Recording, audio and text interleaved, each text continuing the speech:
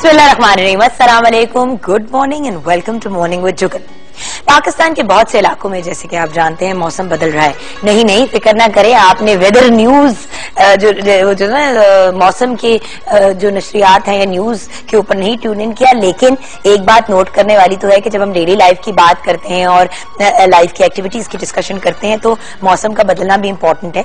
तो आज की जो गुफ्तगू है मैं शुरू करना चाहूंगी मौसम की तब्दीली से। जैसे कि आप जानते हैं पाकिस्तान के डिफरेंट इलाकों में मौसम तब्दील हो गया है, सर्दी से गर्मी की तरफ मौसम जो है वो चेंज कर रहा है। बाहर का मौसम माशाल्लाह से बिल्कुल अराउंड द कॉर्नर है, जिसको सब एंजॉय भी कर रहे हैं। लाहौर में for example double triple sweater हम पहनते थे, अब एक स्वेटर के साथ भी गुजारा निकल जाता है।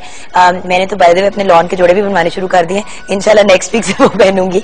सो बात यह है कि मौसम चेंज होना शुरू हो गया और उस चेंज के साथ लोग एंजॉय तो करते हैं लेकिन तबीयत खराब होने का बहुत खदशा होता है। मुझे पता है आप यही सोच रहे होंगे कि हमेशा मौसम चेंज और तब्दीली की और तबीयत की बात कर रही होती हूँ, लेकिन यही टाइम होता है जब हमें ज्यादा एहतियात करनी चाहिए। हम ये सोचते हैं कि सर्दी की चली गई है, गर्मी आ गई है या वार्म सीजन आ गया है तो कपड़े जो हैं वो हम बिल्कुल पतले पतले पहनने शुरू कर दें। बच्चों के साथ कोई खास एहतियात नहीं बरतते, लेकिन कोशिश यही करनी चाहिए कि ज्यादा से ज्यादा अपने बच्चों को वार्म रखें और थोड़ी सी जो है वो जिस तरह होता है ना बाहर पानी में ना बच्चे खेलें क्योंकि गीले हो जाते हैं, बाद में हमें पता चलता है उसके बाद उनकी तबीयत ज्यादा खराब हो जाती है। तो इन चीजों का ध्यान करें। लेकिन मौसम की तब्दीली से अपने आप को बचाने का और भी बहुत से तरीके होते हैं, लेकिन कुछ चीजें होती हैं जो कंट्रोलेबल नहीं होती। कुछ फैक्ट्स क्योंकि आपको पता है रिसर्च में हमेशा आपके साथ शेयर करती हूँ, मेल्स के मुकाबले में फीमेल्स जो हैं वो मौसम की तब्दीली से ज्यादा असर अंदाज होती हैं। मौसम की तब्दीली जो है वो हेडेक यानी सर की दर्द का बायस बनती है। पूरे सर या आधे सर की दर्द की शिकायत लोगों को रहती है। ब्रिटिश एक्सपर्ट्स का कहना है कि मौसम की तब्दीली के साथ टेम्परेचर में कमी या ज्यादती होने से कुछ लोगों के पूरे या आधे सर के अंदर दर्द शुरू हो जाती है। तो ये मौसम के चेंज होने पे यानी कि पूरी तरह जब मौसम चेंज हो जाता है उस पे वो ठीक खुद ब खुद हो जाता है। लेकिन इन दिनों में खवातीन स्पेशली हार्मोनल इम्बैलेंस वगैरह भी हो जाता है तो तबीयत उनकी ज्यादा खराब होती है। जर्मन डॉक्टर थॉम्स वाइस कहते हैं कि मौसम की तब्दीली के साथ होने वाला टेम्परेचर इस बात की निशानी होता है कि इंसानी बॉडी खुद को अल्ट्रावायलेट रेस और गर्मी के मुताबिक ढाल रही है। व्यूअर्स, कोशिश करें कि मौसम की तब्दीली के साथ साथ चलें, लेकिन अपने आप को थोड़ा बैलेंस में लेके जाएं। और वो कहते हैं ना, थोड़ा अपने आप को ज्यादा गर्म रख लें रादर देन अपने आप को सर्दी लगा लें, या अभी इस मेन टाइम जब बंदा एंजॉय करते हैं। एक और चीज जो मौसम की तब्दीली में होती है वो होती है ही फीवर, यानी कि एलर्जीज वगैरह हो जाती हैं, इन्फेक्शन वगैरह हो जाती हैं, तो स्पेशल ख्याल रखना चाहिए। और अगर इन सब चीजों को अवॉइड करना है तो एक चीज जो हर चीज में हेल्प आउट करती है और तबीयत को सेट रखती है वो है एक्सरसाइज। जो लोग रेगुलर एक्सरसाइज करते हैं वो बीमार कम होते हैं। और अब तो क्योंकि सीजन भी चेंज हो रहा है और मौसम भी बेहतर हो रहा है तो कोशिश करें कि शाम को वॉक पे निकल जाया करें, मतलब जरा गर्म कपड़े पहन के, या सुबह first thing in the morning walk पे निकल जाया करें। अगर आप जॉगिंग कर सकते हैं तो वो बेस्ट है। थोड़ी सी एक्सरसाइज अपनी लाइफ में इनकॉर्पोरेट करें। डोंट फॉरगेट समर्स आ रही हैं, तो जब समर्स आएंगी तो आइसक्रीमें खाएंगे और मजे की जो आउटडोर की पकवान होती है वो आप खाएंगे तो फिर बीमार होने का खदशा और ज्यादा हो जाता है। और उसके अलावा ऑफकोर्स वेट चढ़ने का भी डर होता है। तो कोशिश करें कि जरा सा वेट को भी कंट्रोल में रखें और अपनी तबीयत को भी सेट रखें बाय एक्सरसाइजिंग। 0429920628 पे आप कॉल कर सकते हैं, mj@ptv.com.pk पे ईमेल कर सकते हैं, www.facebook.com/morningwithjugan पे फेसबुक पे ऐड कर सकते हैं। 21 Mahmood Ghaznavi road PTV central Lahore पे खतूत। और अगर आपने ट्विटर पे ज्वाइन करना है तो JUGGUNKAZIM पे ज्वाइन कर सकते हैं। ऑफिशियल फेसबुक का पेज www.facebook.com/जुगन कासिम ऑफिशियल JUGGUNKAZIMOFFICIAL पे आप ज्वाइन कर सकते हैं। अच्छा, आज का क्वेश्चन ऑफ द डे आज जरा हटके है, जरा डिफरेंट है, कुछ आपकी बेस्ट एवर चीज से रिलेटेड है। तो आपकी जिंदगी का बेस्ट एवर एक्सपीरियंस क्या है, ये हमारा आज का सवाल है। आपकी जिंदगी का बेस्ट एवर एक्सपीरियंस क्या है, ये हमारा क्वेश्चन ऑफ द डे। और इसके जवाब हम आपके साथ शेयर करेंगे ब्रेक के बाद फेसबुक के सेगमेंट में। उसके बाद आपकी मुलाकात होगी शेफ मेजवीन से, उनसे जानेंगे कि आज वो क्या बना रही हैं हमारे स्नैक्स वीक में। वो चीजें आपको बनाना सिखा रहे हैं जो अक्सर आप बाहर जाके होटलों में खाते हैं, जिनको फास्ट फूड का भी नाम दिया जाता है। उसके अलावा वो चीजें जो पैकेज फूड्स हैं, प्रोसेस्ड फूड्स हैं जो आपको मार्केट में मिलते हैं। हम चाह रहे हैं आपको हेल्दी चीजें सिखाएं ताकि वो आप अपनी जिंदगी का हिस्सा बनाएं। हेल्दी खाना खाएंगे, एक्सरसाइज करेंगे और थोड़ा सा अपनी हेल्थ का एक्स्ट्रा ध्यान करेंगे। अपने आप को वार्म रख के, अपने आप को मौसम के हिसाब से लेके चलेंगे तो आप एक बड़ी हेल्दी और फिट जिंदगी गुजारेंगे और आपकी लाइफ भी बेस्ट एवर हो जाएगी। तो ये होगा। उसके बाद आपकी मुलाकात होगी हम आज आपकी मुलाकात कराएंगे डॉक्टर सरका से, उनसे बातचीत करेंगे आपकी हेल्थ से रिलेटेड, क्योंकि हमारी कोशिश होती है कि हेल्थ से रिलेटेड आपको अच्छी और पॉजिटिव एडवाइस दें। लेकिन हम स्किन की बातचीत करेंगे। वॉट्स एक बड़ी कॉमन बीमारी है जो लोगों को हो जाती है, बीमारी इन द सेंस स्किन का प्रॉब्लम, और उसके अलावा एक और प्रॉब्लम है वो है एक्नी। इन दो चीजों की बात करेंगे। आप लोग अक्सर फेसबुक के पेज पे कमेंट करते हैं कि अच्छी स्किन का राज क्या, अच्छी स्किन का राज क्या, तो वो हम इनसे डिस्कस करेंगे। एंड देन फाइनली आपकी मुलाकात होगी हमारे मुल्क की एक सुपरस्टार से जिनकी हम बहुत रिस्पेक्ट करते हैं तो एक सीनियर आर्टिस्ट हमारी इंडस्ट्री की, बट प्रोड्यूसर भी है, डायरेक्टर भी हैं, मेन रोल्स में भी एक्टिंग कर चुके हैं, सपोर्टिंग में भी कर चुके हैं। एंड देन बड़ी स्क्रीन पे तो उन्होंने अपना नाम रोशन किया ही है, पाकिस्तान का भी इंटरनेशनल नाम रोशन किया, लेकिन अब वो टेलीविजन की स्क्रीन पे भी काम कर रही हैं और बहुत अच्छा काम कर रही हैं as a director, as a producer and as an actor. उनसे भी मिलेंगे। ये सब कुछ होगा ब्रेक के बाद।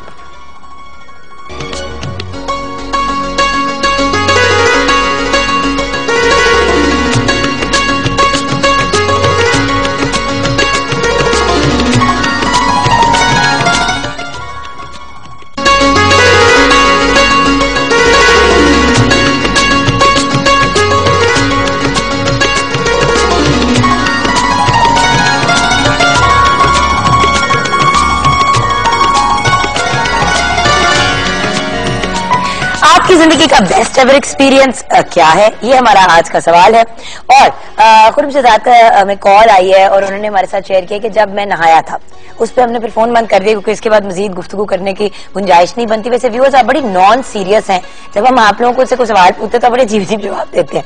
अच्छा, फरहान अहमद ने बड़ा स्वीट मैसेज लिखा है, जब मैं फर्स्ट टाइम सबा कमर से मिला था, unforgettable day, unforgettable moment, please invite Saba Qamar on your show. तो ये इनका अनफॉरगेटेबल एक्सपीरियंस था। अच्छा, उसके अलावा टीचिंग अच्छा टीचिंग की मैंने बीए टीचिंग की थी मैंने बीए के बाद, बहुत अच्छा एक्सपीरियंस है। स्टूडेंट्स बहुत प्यार और रिस्पेक्ट देते थे, अब भी जो मिलते हैं। तारा चौधरी ने ये लिखा है। अच्छा, हिना बतूल ने लिख दिया, खामोशी बोलने से बेहतर है। तो हिना जी, आपने ये बोलने के लिए भी तो बोला है ना। खैर चले, मिस्टर फरहान आबिद, कोई बेस्ट एक्सपीरियंस ही था दुनिया में? सब मतलब के दोस्त हैं, जिसके पास पैसा है सब उसके दोस्त बनते हैं, वरना कोई भी नहीं। वैसे फरहान आबिद साहब, हमने ये पूछा नहीं था, बट थैंक फैजान मलिक, लोग अपने मकसद के लिए यूज करते हैं, बाकी कुछ। अच्छा, अब ये बड़ी प्रॉब्लम है, या तो आप आपस में लड़ना शुरू हो जाते हैं या फिर आप एक ट्रेन शुरू कर देते हैं गुफ्तगू की। सवाल हमारा ये था, आपका बेस्ट एवर एक्सपीरियंस क्या है? हम अच्छी अच्छी बातें करना चाहते हैं। बानो मलिक ने लिखा है, अल्हम्दुलिल्लाह शादी और फिर हाउस वाइफ होने का एक्सपीरियंस। There you go. मेरे लिए जब मैंने हमजा को पहली दफा गोद में पकड़ा था व्हेन ही वाज बोर्न, तो मेरे लिए वो सबसे खूबसूरत एक्सपीरियंस था, मेरा बेस्ट एवर एक्सपीरियंस था। सोहेल खान ने लिखा है, कुछ नहीं चाहता क्योंकि दूसरों की खुशी के लिए करना। अच्छा चलें। मेरा इजूमी ने लिखा है, kung fu. Okay. I operated frog, it's a wonderful experience. Abrar Bandisha ने लिखा है। तो अबरार साहब ने बेसिकली जब से पहली दफा आई थिंक मैट्रिक में उस पे ऑपरेशन किया था डड्डू के ऊपर, तो उनका वो सबसे अच्छा एक्सपीरियंस था। अच्छा, फ्रेंड्स के साथ गुजरा हुआ बेस्ट, फ्रेंड्स के साथ गुजरा हर वक्त बेस्ट एक्सपीरियंस होता है। परिहा नूर ने लिखा है। रेचल की कॉल है लाहौर से। अस्सलाम वालेकुम रेचल, आपका लाइफ में बेस्ट एवर एक्सपीरियंस कौन सा था? अस्सलाम वालेकुम। वालेकुम सलाम जुगन, हाउ आर यू? शुक्र अल्हम्दुलिल्लाह, आप बताइए रेचल, आप कैसी हैं? बस बिल्कुल ठीक ठाक। बेस्ट एवर तो जुगन इतने मोमेंट्स होते हैं, but do you want me to talk only of one moment, best moment, या सिर्फ एक जो बेस्ट एवर एक्सपीरियंस है? Best ever can be, I think, जब अभी कुछ महीने पहले मैं अपने भाई को मिली थी आफ्टर 6 years, तो वो मेरे लिए बहुत वाकई में बेस्ट था, इसलिए बिकॉज 6 साल में उसको नहीं मिली थी, और उसके चेहरे पे, बिकॉज मैंने उसको सरप्राइज दिया था, I went to see him in USA.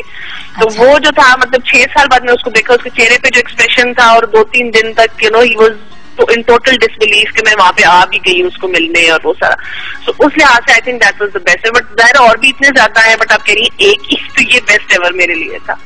Wonderful, Rachel. Thank you so much for calling. You're welcome. Thank you.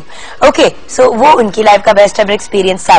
और एक ब्रांड जो है वो ला रहा है अपनी बेस्ट एवर प्रोडक्ट। जी हाँ, एक ब्रांड ला रहा है अपनी बेस्ट एवर प्रोडक्ट। ये हम आगे जाके आपके साथ शेयर करेंगे और रिवील करेंगे। आप प्रोग्राम रेगुलरली देखते रहें और आपको पता चलेगा। एंड आई नो कि अब आप क्यूरियस भी हो गए, but we will tell you later what the best ever product is. अच्छा, मेरी जिंदगी का एक्सपीरियंस है प्यार से सब कोई जीता जा सकता है, लेकिन प्यार दिल से हो तो। ये महानूर बीबी ने लिखा है। अच्छा, मोहम्मद शेर ने लिखा है good morning to you as well, अस्सलाम वालेकुम एंड सलाम। आप ही आज बहुत अच्छी लग रही है, मेरी जिंदगी में अभी तक कोई ऐसा लम्हा नहीं आया। आप ही वहीद अब्दुल ने लिखा है, अल्लाह करे वहीद जल्दी आपकी जिंदगी में ऐसा कोई एक्सपीरियंस आए। वैसे जो बातें लोग कह रहे हैं उसके हिसाब से तो शावर लेना भी उनके लिए बड़ा अच्छा एक्सपीरियंस होता है। वैसे गरम गरम शावर का एक्सपीरियंस अपने हाइला। फैसल फाद ने लिखा है, saw witch lying on a big tree with long hair hanging now, यानी कि उन्होंने एक चुड़ैल देखी तो दरख्त पे लेटी हुई थी, उसके लंबे बाल थे। तो इनका बेस्ट एवर एक्सपीरियंस था। मेरे लिए तो खैर ये एक बहुत डरावना एक्सपीरियंस होता अगर ये इनफैक्ट होता तो। अच्छा, उसके अलावा नूर स्वीटी ने लिखा है, सलाम टू ऑल, वालेकुम सलाम टू यू एज वेल। अच्छा, माइट इज राइट, रिजवान मालिक ने लिखा है, ओके। एम काशी ने लिखा है, साइलेंट इज बेटर। अच्छा, ये साइलेंट पे इतनी की गुफ्तगू हो रही है, कोई आज वर्ल्ड साइलेंस डे तो नहीं हो रहा। अच्छा, फबीहा अबसार मलिक ने लिखा है, सुबह बखैर पाकिस्तान। बाजी आतिफ असलम को जरूर शो में बुलाओ प्लीज, जरूर जवाब देना। ये राव बिलाल एस ने लिखा है, बाजी आतिफ असलम को जरूर बुलाना, कोशिश जरूर करेंगे राव बिलाल। हम गेस्ट को इन्वाइट तो करते हैं, अवेलेबिलिटी पे होता है, अगर वो आप आए, अगर पॉसिबल हो। रिक्वेस्ट तो हम सबसे करते हैं और स्पेशली जिन लोगों का आप कहते हैं उनको तो हम डबल ट्रिपल रिक्वेस्ट करते हैं कि जरूर आएं, और बल्कि आप लोगों के मैसेजेस भी फॉरवर्ड करते हैं कि आप लोगों ने कहा है कि आप जरूर आएं। सब मतलब ही है, वालिदैन के सिवा कोई किसी को का नहीं। अच्छा, अच्छे में सब साथ। अच्छा, बेस्ट एवर एक्सपीरियंस अभी हुआ नहीं, इंशाल्लाह नेक्स्ट टाइम। ये असद अली जोया ने लिखा है। अच्छा, बड़ी शिकायतें आज आप लोग कर रहे हैं, खैरियत तो है व्यूअर्स की? मतलब किस को कुछ कोई ऐसी वैसा कोई बहुत मुझे लग रहा है बुरा एक्सपीरियंस आप लोगों के साथ हुआ जो बेस्ट एवर की जरा बेस्ट एवर एक्सपीरियंसेस शेयर करें। आज हम बात करें बेस्ट एवर एक्सपीरियंस की। अस्सलाम वालेकुम। वालेकुम अस्सलाम, क्या हाल है जुगन आपके? शुक्र अल्हम्दुलिल्लाह, आप कैसी हैं? बिल्कुल ठीक ठाक, अल्लाह का बहुत शुक्र है। My darling, best ever experience? Jugan, मेरा तो कुकिंग से रिलेटेड बहुत बेस्ट, बहुत छोटी एज में मेरा दिल करता था डिशेस बनाने को, कुकिंग का शौक ही बहुत था और फर्स्ट टाइम मैंने दाल चावल बनाए थे और उसको मैंने बहुत एंजॉय किया था और वो जाहिर है फर्स्ट मेरी कुकिंग थी, वो मुझे आज तक नहीं भूली है। तो वो आपका बेस्ट एवर एक्सपीरियंस? बिल्कुल। अच्छा, और पर्सनल लाइफ में? मेरे लिए तो हमजा को जब मैंने पहली दफा गोद में पकड़ा था। बिल्कुल, ये तो अल्लाह ताला का मैं कहती हूँ एक अनमोल गिफ्ट है औलाद का। मेरा बेटा सबसे जो बड़ा है, फर्स्ट टाइम जब मुझे उम्मीद नहीं थी कि वो बचेगा, बहुत नाउम्मीदी थी, बहुत कुछ ऐसे क्रिटिकल मामले थे, मगर जब उसको फर्स्ट टाइम लिया और वो मेरे ससुराल में सबसे पहला बच्चा था, और यकीन करें हम सबका वो जो मोमेंट है हम आज तक कोई भी नहीं वो भूले, क्योंकि जो मेरी भाभी हैं उनके घर औलाद नहीं थी उस टाइम पे, और वो मेरे ससुराल में जो मेरा बेटा था उसको पता नहीं वो प्यार हर किसी से मिला है कि मैं बयान ही नहीं वो कर सकती, और सबकी आंखों में उस टाइम आंसू थे। अल्लाह मियां हम सबकी औलाद को सुमान में रखे, सेफ रखे, आमीन, और उनकी किस्मत अच्छी हो, क्योंकि मैं कहती हूँ कि बाकी सब अपनी जगह होता है लेकिन किस्मत अच्छी हो ना, बिल्कुल, तो सारा कुछ बहुत पॉजिटिव हो जाता है। अच्छा, तो आज हम जो है अपने स्नैक्स वीक में क्या बनाने जा रहे हैं, बिकॉज स्नैक्स बाहर जाके हम खाते हैं। आज हमने तब बदलते मौसम की भी बात की, तो बदलते मौसम में एक चीज होती है कि चीजें कंटेमिनेट बहुत जल्दी हो जाती है, खराब बहुत जल्दी हो जाती है। हम सोचते हैं कि अभी तक सर्दी है तो हम चीजें बाहर छोड़ देते हैं, खराब हो जाती हैं, और बाहर जो चीजें मिलती है मार्केट में वो अक्सर काफी खराब हो चुकी होती हैं। बिल्कुल ऐसे ही है जुगन, एक तो एक्सपेंसिव भी बहुत पड़ती है, अगर आप घर में बनाते हो तो मेरा ख्याल हाफ उतने ही प्राइस में आपकी सारी जो फैमिली है उनको एंजॉय कर सकती है।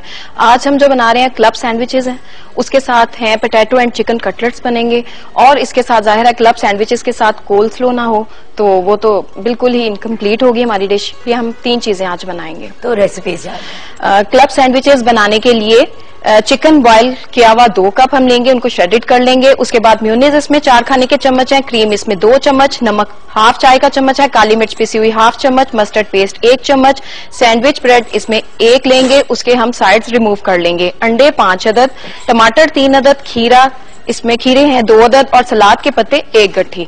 बहुत सिंपल है जुगन। सबसे पहले चिकन को हमने बॉयल कर लिया, श्रेडिड कर लिया, उसके बाद म्योनीज, क्रीम, नमक, काली मिर्च और मस्टर्ड जो पेस्ट है या पाउडर आप जो भी पसंद करें इसमें मिक्स करके इसकी ये मिक्सचर बन जाएगा। ये देखिए मैंने बल्कि इस मिक्सचर फॉर्म में बनाया हुआ है। उसके बाद सिंपल हमने जो स्लाइस हैं उसके जो साइड्स हैं वो रिमूव किए हुए हैं। उसके बाद इनको हल्का सा या तो पहले टोस्ट कर लेंगे आप, सैंडविच बिल्कुल कंबाइन करके, तो उसके बाद हल्का सा टोस्ट इनको कर लेंगे। म्यूनिस लगाई हल्की सी, उसके बाद ये वाला आपने मिक्सचर लगाया, ये होता है ट्रिपल सैंडविच लेयरिंग में। उसके बाद सेकंड स्लाइस रखा, उस पे आपने सैलेड लीव रखा, उसके बाद टमाटर और उसका खीरे का स्लाइस रखा, और उसमें अगर आपको पसंद है अंडे में, इसमें हम वेरिएशन कर सकते हैं कि बॉयल के स्लाइसेस लगा सकते हैं, कई लोग ऑमलेट पसंद करते हैं वो लगा सकते हैं, और कई इसमें हाफ फ्राई जो फुल फ्राई है एग, उसकी लेयरिंग कर देते हैं। वैसे मेरे ख्याल से बेस्ट तो बॉइल्ड ही लगता है, क्योंकि उसकी वो बड़ी अच्छी सी वो अंदर से येलो और बाहर से व्हाइट कलर कॉम्बिनेशन बहुत अच्छा लग जाता है। तो ये आपकी मर्जी है कि आप तीनों में से क्या ऑप्शन अप्लाई करते हो।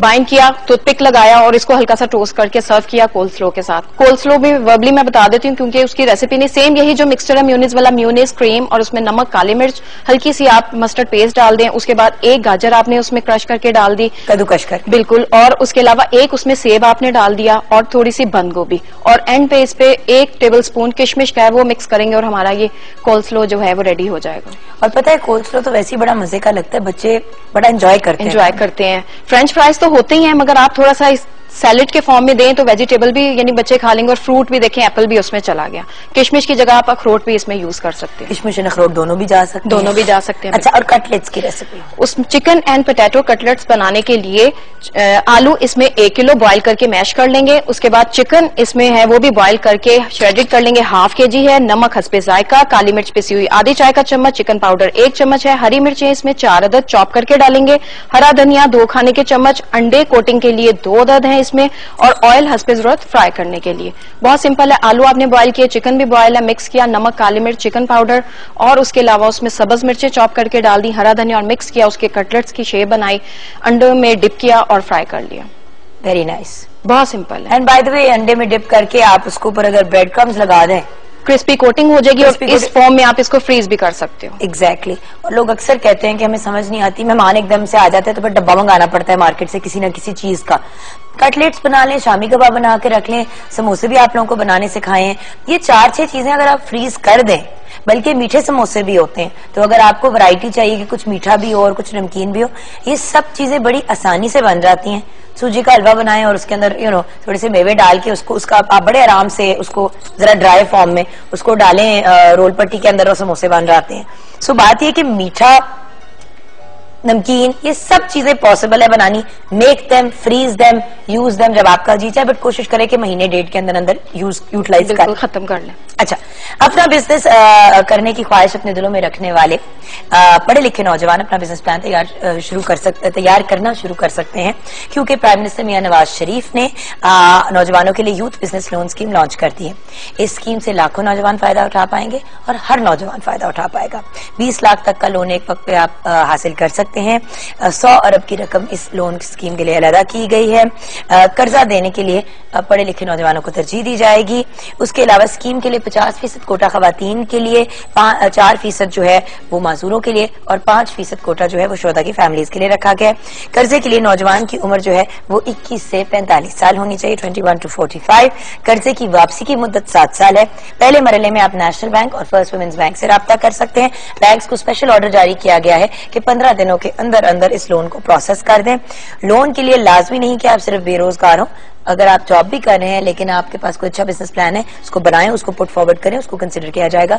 इस प्रोग्राम की खास बात इसका मेरिट है और इसकी शफाफियत है और सूबों के लिए कोई स्पेशल कोटा नहीं रखा गया, इसलिए anyone can apply from anywhere with in Pakistan. अब मेरे ख्याल से छोटी सी ब्रेक की तरफ जाते हैं, वापस आएंगे तो स्किन के मसाइल, बदलते मौसम के साथ स्किन के बहुत से प्रॉब्लम्स होते हैं। हम बात करेंगे मोको यानी कि वॉट्स की, और उसके साथ साथ हम डिस्कस करेंगे एक्नी की, यानी कि जो स्किन पे दाने वगैरह और इस तरह के इश्यूज होने शुरू हो जाते हैं, उनकी खूबसूरत क्लियर स्किन कैसे हासिल की जाती है, ये हम जानते हैं ब्रेक के बाद।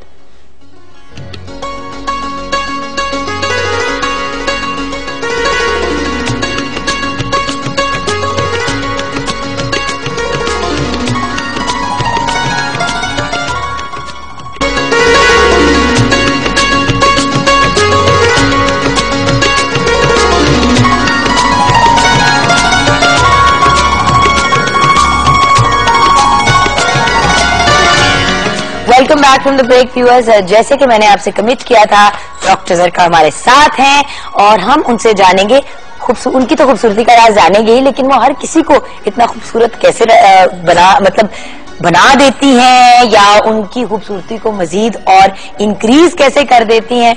आज हम बात तो करेंगे मौके यानी वॉट्स और एक्ने की, लेकिन मेन तो सवाल यही बनता है कि स्किन को कैसे खूबसूरत रखा जा सकता है और सर्जरीज के बगैर जो है एंटी एजिंग को किस तरह जो है वो हम अपनी स्किन को यंग किस तरह रख सकते हैं। डॉक्टर जरका एस तैमूर एक wellness, aesthetics and anti ageing consultant हैं। आप यूके, यूएसए एंड दुबई से तालीम याफ्ता हैं और आप गोल्ड मेडलिस्ट भी हैं माशाल्लाह से। अस्सलाम वालेकुम। वालेकुम सलाम।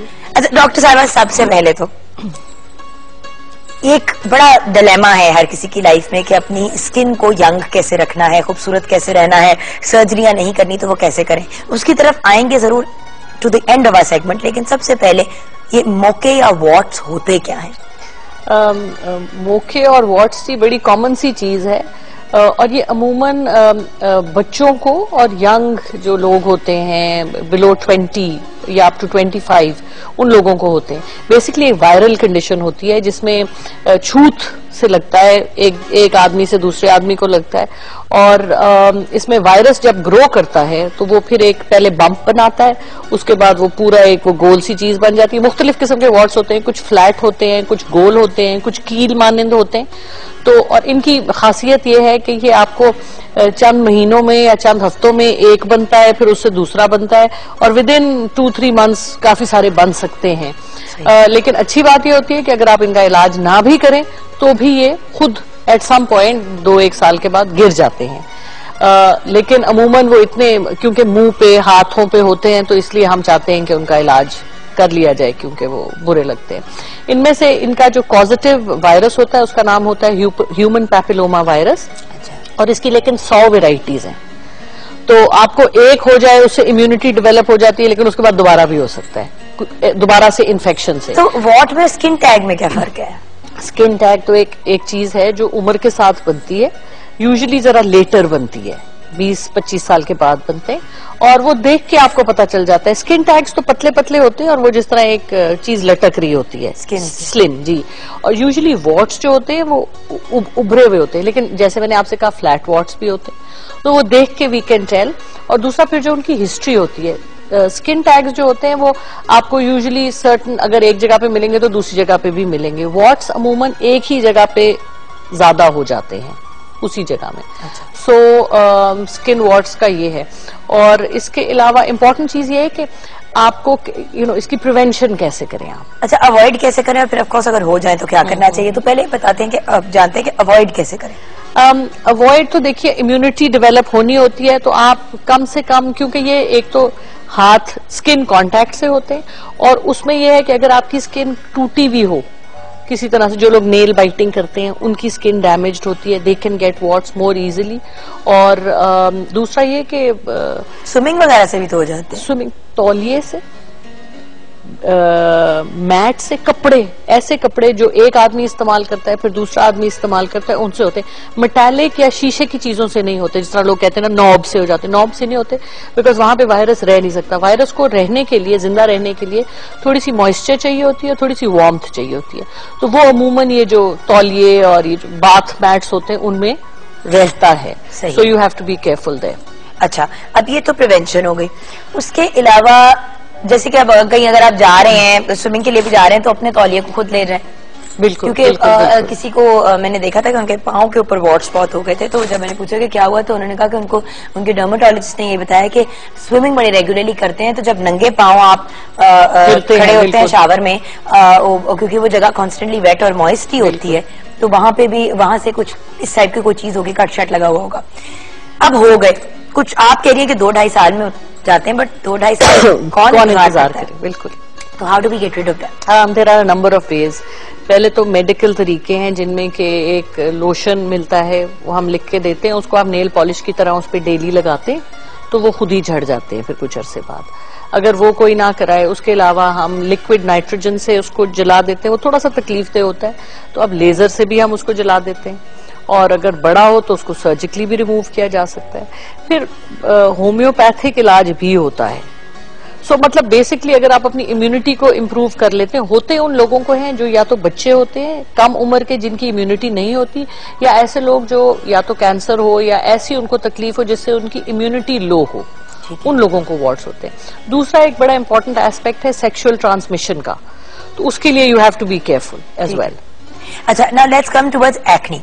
अब एक्नी एक ऐसी चीज जो बड़ी कॉमन है, लेकिन दुनिया में तो लगता है कि जैसे खत्म ही हो गई है, कि शायद लोगों को हो नहीं रही, ये सिर्फ पाकिस्तान में हो रही है। इसका रीजन क्या है? क्या इसका कोई हल निकल आया है जो हमें नहीं पता कि मतलब व्हाट इज एक्नी? नहीं, एक्नी तो डर्मेटोलॉजिस्ट मजाक करते हैं कि उनका तो काम ही एक्नी पे चलता है, तो एक्नी कहीं खत्म नहीं हो सकती। जब तक दुनिया में जवान लोग हैं, जब तक एक्नी चलेगी। एक्नी इज बेसिकली एक कंडीशन जो हमारे जो जवानी के हार्मोन्स होते हैं उनकी वजह से एग्रीवेट होती है। और इसमें क्यों ऐसी हमारे एक होते हैं सेबेशियस ग्लैंड्स जो कि जो ऑयली हमारे स्किन पे जो लेयर आता है उसको बनाते हैं। तो जो जवानी में जो हार्मोन्स हमारे मेल और फीमेल हार्मोन्स निकलते हैं, टेस्टोस्टेरोन, ईस्ट्रोजेंस, उनकी वजह से ये जो ग्लैंड्स होते हैं ये हाइपर एक्टिव हो जाते हैं और उनमें से उनकी सिक्रीशन ज्यादा निकलती हैं, उसकी वजह से ये दाने निकलते हैं। तो और प्लस अगर किसी को अमूमन 13-14 साल की उम्र से शुरू होकर 25 से 30 साल तक चलते हैं। लेटर लाइफ में भी बड़े लोगों के कुछ लोगों को लेटर लाइफ में भी, और अब तो ये हमने ये तो हार्मोनल इम्बैलेंस जब होता है, कुछ लोगों को खवातीन को खासतौर पे आजकल हमारी जो डाइट है उसकी वजह से उनका वजन बढ़ रहा है, एक्नी हो जाती है, मुंह पे बाल आ जाते हैं। तो all of these things go together. और ये जो कंडीशंस हैं जो ओल्डर एज में होती है, अगेन हार्मोनल इम्बैलेंस की वजह से होती है। और इसमें आजकल हमारे जो डब्बे के खाने और बोतलों के जूस, इनका बहुत हाथ है। इसीलिए हम इस हफ्ते तो अपने किचन के सेगमेंट में भी वो स्नैक्स बना रहे हैं जो आप बाहर खाते हैं लेकिन आप घर पे बना लें। जैसे कि आज हम क्लब सैंडविच, अब कितनी दफा हम लोग बाहर से जाकर क्लब सैंडविच देते हैं, पता नहीं किस चिकन के किस हिस्से का उन्होंने बनाया होता है, वो जो उसके अंदर डाला होता है, पता नहीं धोए हैं कि नहीं धोए। You know, we made burgers, shami burger भी हमने बनाने सिखाए हैं कि भाई घर पे बना लो। होता ना, दिल चाहता है कि कोई चीज खाएं तो वो घर पे भी बड़ी आसानी से बन सकती है। अच्छा, एक चीज मैं भूल गई, sorry to go back to words, के हैंड वॉशिंग, हाथ धोने एक बहुत इंपॉर्टेंट चीज है जिससे आप वार्ड्स और हर किस्म की बीमारियों से बच सकते हैं। तो दिन में 3-4 बार जरूर अच्छी तरह साबुन से 1 मिनट लगा के उंगलियों समेत वॉश योर हैंड्स अच्छी तरह से। तो ये जो एक हमारे यहाँ पे आदत है कि लोग सिर्फ पानी से हाथ धो लेते हैं, ये नहीं कीजिए, जरूर साबुन से हाथ धोइए। और अगर आपकी स्किन ड्राई हो जाती है तो उसके बाद मॉइस्चराइजर लगाइए। सही, लेकिन हाथ जरूर धोने और प्रॉपर तरीके से। अच्छा, अब I want to come towards, अगर एक्नी हो जाए, कोई भी यंग लड़की नहीं चाहती कि वो 13 साल की उम्र से 23 या 25 साल तक उसकी जो स्किन है वो खराब हो या उस पे दाने हो। इसका हल क्या है? हल तो सबसे पहले तो ये है कि आपको उसके बारे में यू हैव टू, वो जो चंद साल होते हैं उनमें you have to learn to live with it. उसमें तरीका ये है कि एक तो आप अपनी स्किन की केयर करें, आप उसको प्रॉपर्ली सही फेस वॉश यूज करें, आप अपनी डाइट को मैनेज करें ताकि आपकी डाइट में बहुत ज्यादा ऑयली खाने ना हो, स्ट्रेस को मैनेज करें क्योंकि बच्चों को जैसे ही एक्साइटमेंट होती है तो उनको दाने निकल आते हैं। ठीक है, तो उसको एक तो मैनेज जरूर करना बड़ा इंपॉर्टेंट है। दूसरा, जब भी कुछ हो मसला तो आप डॉक्टर के पास जरूर जाएं, प्रोफेशनल ओपिनियन लें और फिर खुद सीखें कि आपने उसको कैसे लेके चलना है आगे, क्योंकि हर बार तो आप डॉक्टर के पास जाएंगे नहीं, लेकिन आपको खुद समझना है कि जब दाने निकलते हैं तो आपको कई दफा हम यूजुअली करते हैं सिर्फ लगाने वाली चीजों से, जो आप चेहरे पे कोई क्रीम या लोशन लगा लेते हैं, उसमें बेंजाइल बेंजोएट एक कंपाउंड है जो कि बड़ा अच्छा है, सस्ता भी है, वो जब हम लगाते हैं तो, और बहुत सी क्रीम्स में मौजूद होता है, अब आजकल जेल्स की फॉर्म में भी आ रहा है, तो उससे ये दाने वहीं पे जल जाते हैं। इसमें जो एक बैक्टीरिया होता है प्रोपियोनी बैक्टीरियम जो एक्नी करवाता है, तो उसके ऊपर ये खास एक्ट करता है। सो वो स्किन पे लगाने वाली चीजें, प्लस फिर जब ज्यादा हो एक्नी तो फिर हम खाने के लिए दवा भी देते हैं। उसके अलावा कुछ प्रोसीजर्स होते हैं जो फिर हम बच्चों को कई दफा करवाते हैं, जिसमें माइक्रोडर्म एब्रेजन होता है जिससे ऊपर से डेड सेल्स उतर जाते हैं, तो फिर एक्नी होने के चांसेस कम होते हैं। केमिकल पील्स भी यूज कर सकते हैं। और इसमें एक और इम्पॉर्टेंट बात यह है कि आप जो मेकअप लगा रहे हैं, आई थिंक बच्चों, क्योंकि मेकअप इज समथिंग के जो बच्चे यूज करना सीखते हैं, खासतौर पे लड़कियां इस उम्र में 15-16 साल की उम्र पे तो आप जबरदस्ती इजाजत ले ही लेते हैं कि अच्छा चले थोड़ी सी, और स्किन खराब हो तो बेस की तो स्पेशली इजाजत ले लेती हैं बच्चियां। बिल्कुल, और कई दफा जो हैवी बेस होती है अमूमन उससे बहुत प्रॉब्लम्स होती हैं, वो कोमिडोजेनिक होती हैं। तो जब आप एक तो ब्रांड लें बेस का, तो जो बेहतर मेक्स हैं उनके ऊपर लिखा होता है नॉन कोमिडोजेनिक, कि ये आपको कील महासे नहीं कराती, तो ऐसी जरूर मेक लीजिए। और दूसरी बात ये कि शकीला की कॉल है, काफी देर से होल्ड पे, I want to take a call, उनका भी इसी से आई थिंक रिलेटेड कुछ सवाल है। अस्सलाम वालेकुम शकीला। जी अस्सलाम वालेकुम। वालेकुम सलाम, क्या हाल है आपके? कैसी है जुगन आप? शुक्र अल्हम्दुलिल्लाह। शकीला आपका क्या सवाल है? जी मैं ये पूछना चाहती हूँ, मेरी स्किन पे ना बहुत ज्यादा दाने हैं। बेटा प्लीज टीवी बंद कर दें, आप अपनी बातें भी सुन रही हैं और हमसे भी बात कर रही हैं, तो हमें वापस आवाज आ रही है। जी मैं बहुत दूर आ चुकी हूँ इस वक्त।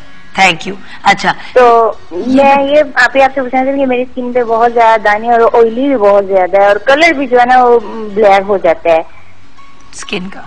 आपने कोई सवाल पूछना डॉक्टर सर? कितनी एज है जी आपकी एज क्या है शकीला? मेरी तकरीबन 20 जो है ना वो 23 साल मेरी उम्र है और मेरा 2.5 साल का मेरा बेटा है। हाउस वाइफ हूँ मैं। अच्छा, क्रीम्स लगाती हैं जो बाजार में मिलती हैं गोरा होने वाली? नहीं मैम, कोई क्रीम वगैरह नहीं कभी यूज की, बस ऐसे साबुन से मुंह हाथ धो लेते हैं, कभी कुछ यूज नहीं किया, कभी मेकअप वगैरह भी नहीं यूज किया। जवानी में तो वैसे ही अल्लाह ताला ने इतना हुस्न दिया होता है कि मेकअप की जरूरत नहीं होती।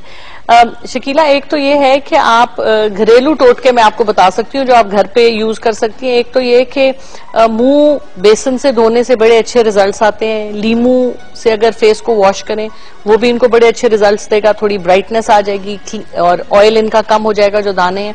दानों के लिए बेहतर है कि किसी डॉक्टर से, मुस्तनद डॉक्टर से जरूर रजू करें, ताकि इनके कोई हार्मोनल इम्बैलेंसेस होंगे। एक बच्चा भी है छोटा और उम्र 22-23 साल बता रही हैं, तो जवान भी हैं और अभी हार्मोनल चेंजेस में से गुजर रही हैं, तो किसी डॉक्टर को मिलके उससे फिर जरूर एक दफा मशवरा कर लें। सही, ताकि गलत वो ना आपको एडवाइस दे। और दूसरी बात ये कि जो क्रीमें आजकल मिल रही है ना जी, खूबसूरत और हसीन और गोरा होने के लिए इतनी इन्होंने तबाही फैलाई है। आप देखिए, आपकी अम्मी, मेरी, हम लोगों की जो जनरेशन थी, तो हम लोग तो कोई क्रीम्स इस तरह के यूज नहीं करते थे। और सब आप देखें कि अमीर हो गरीब हो, लोगों की स्किन ठीक होती थी। अब तो आप कहीं पब्लिक जगह में चले जाएं, वहां पे सब लड़कियों के मुंह पे दाने होते हैं और छाइयां होती हैं। लेकिन और वो बिकॉज ऑफ दोज क्रीम्स जो वो इस्तेमाल कर रहे हैं। इतना क्रीम स्पेसिफिक एक क्रीम का मसला नहीं होता, वो ये होता है कि जब वो क्रीम के साथ 4 और क्रीमें मिक्स करके स्टेरॉइड्स वगैरह डालती हैं। क्योंकि डॉक्टर साहब आई सीन के बहुत से लोगों की स्किन बड़ी अच्छी भी हो जाती है उसको यूटिलाइज, अगर आप स्किन व्हाइटनिंग क्रीम यूज करें 10 दिनों में हो जाती है, वो तो शर्तिया काम है। लेकिन जब आप छोड़ते हैं तो फिर वो जो आपको दाने निकलते हैं और जो फिर दोबारा से छाइयां आती हैं और फिर आपको जबरदस्ती वही क्रीम्स दोबारा से लगानी पड़ती हैं, तो फिर वो आपको आदत पड़ जाती है और लॉन्ग टर्म फिर वो क्रीम्स जो है आपके चेहरे पे बाल उगाती हैं, पिगमेंटेशन कराती हैं और हमेशा हमेशा के लिए यहाँ से आपकी स्किन पतली हो जाती है। विच इज वाई हमेशा डॉक्टर से अगर बंदा रुजू करे और प्रॉपर तरीके से चीज को लेके चले, क्योंकि आपने अपनी एक प्रॉब्लम को वर्स नहीं करना होता, उसको बेहतर करना होता है। तो हम एक ब्रेक लेंगे, ब्रेक के बाद जब वापस आएंगे तो खूबसूरत स्किन का क्या राज है, इनसे कुछ हम टिप्स लेंगे, ड्राई स्किन के लिए, ऑयली स्किन के लिए, नॉर्मल स्किन के लिए, जिस तरह घरेलू टोटकों की बात हो रही थी। और ये भी जानेंगे डॉक्टर साहिबा से कि एंटी एजिंग, एक सर्टेन एज के बाद हम चाहते हैं कि हम फिर भी यंग लगें, लेकिन सर्जरियां हर बंदा नहीं अफोर्ड करता, और क्यों बंदा करे, अपने अल्लाह मियां ने जब एक चीज दी है तो उसी को हम खूबसूरत बनाएं। तो मिलते हैं ब्रेक के बाद।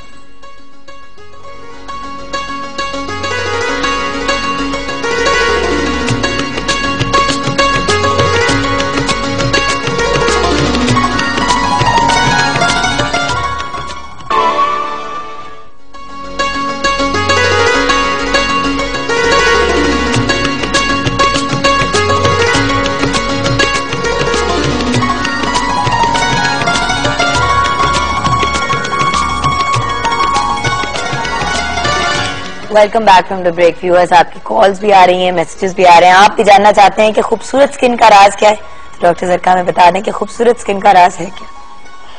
खूबसूरत स्किन का जी, एक तो you have to start with genetics. आपकी अम्मी की स्किन कैसी है वो बड़ा इंपॉर्टेंट है, क्योंकि अगर आपकी जेनेटिक्स अच्छी है तो आपकी स्किन अच्छी रहेगी। लेकिन ये तो खैर इसके बारे में आप कुछ कर नहीं सकते। हाँ, वो तो वल्ला में की तरह। बिल्कुल। उसके बाद ये कि अगर आप रोजाना अपने स्किन को क्लीन करें, क्लेंस करें आप सुबह और शाम को, भले आप किसी फेस वॉश से करें, क्लेंजर से करें या किसी घरेलू टोटके से करें, लेकिन स्किन को अपनी अटेंशन दीजिए और आपकी स्किन की जो टाइप है उसके मुताबिक आप उस पे चीज इस्तेमाल करें। जिस तरह एक घरेलू टोटका जो मुझे बचपन से मेरी अम्मी कराती थी, मुझे बहुत अच्छा लगता है, वो है थोड़े सा गुंदावा आटा और उसमें अगर तो आपकी स्किन ऑयली है तो उसमें आप लेमन डाल लें, और अगर आपकी स्किन नॉर्मल है तो उसमें 1 चम्मच आप या आधा चम्मच बालाई का डाल के उसको आप मिक्स करें और अपने चेहरे पे लगाएं और फिर उसको रगड़ें तो वो उतर जाएगा और उसके साथ आपके पोर्स को भी क्लेंस करेगा और आपको बड़ी फ्रेश स्किन देगा।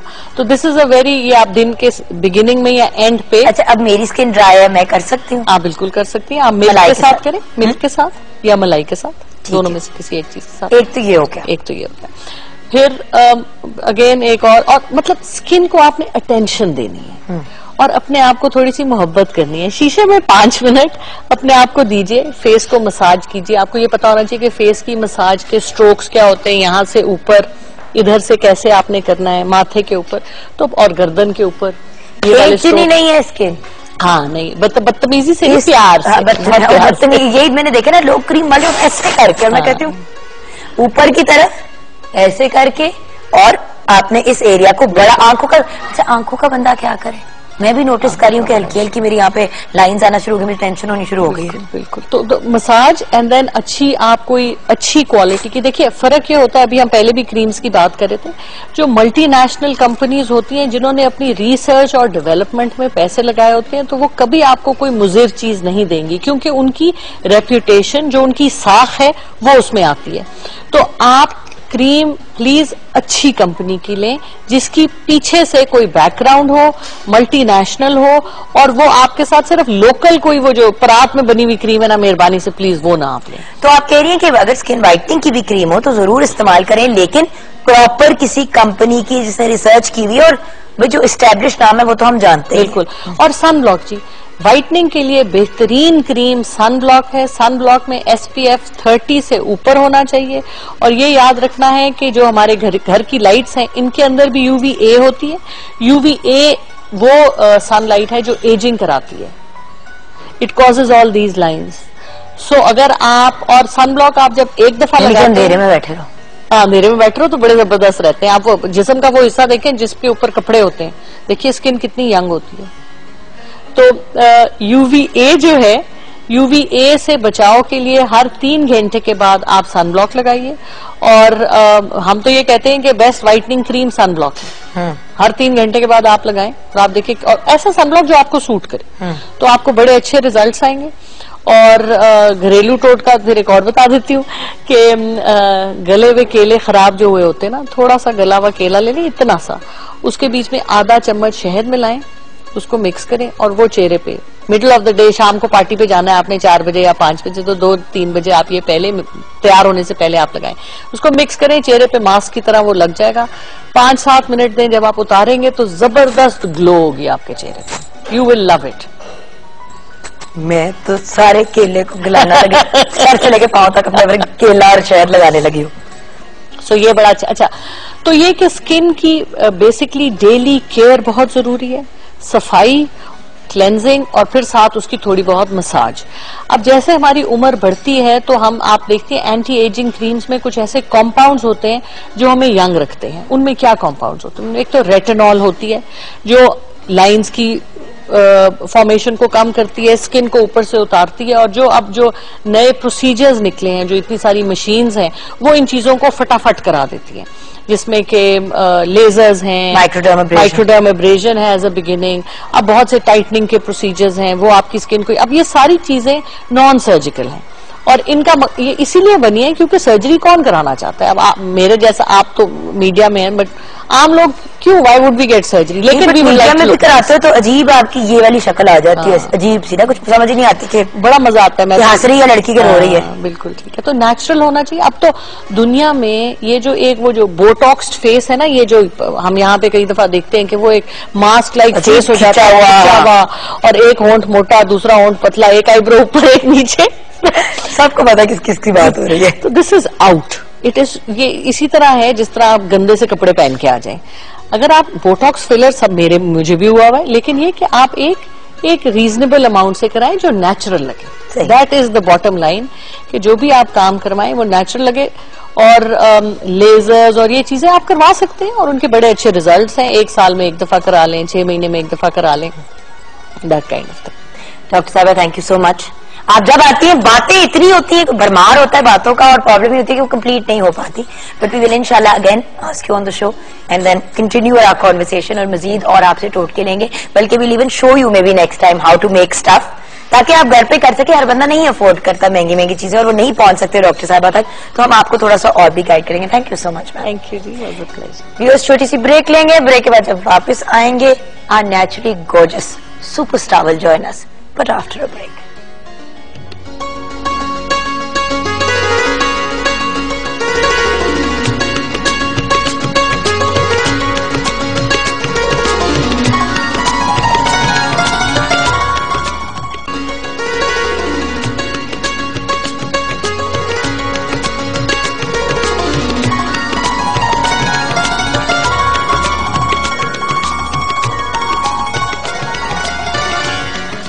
Welcome back viewers.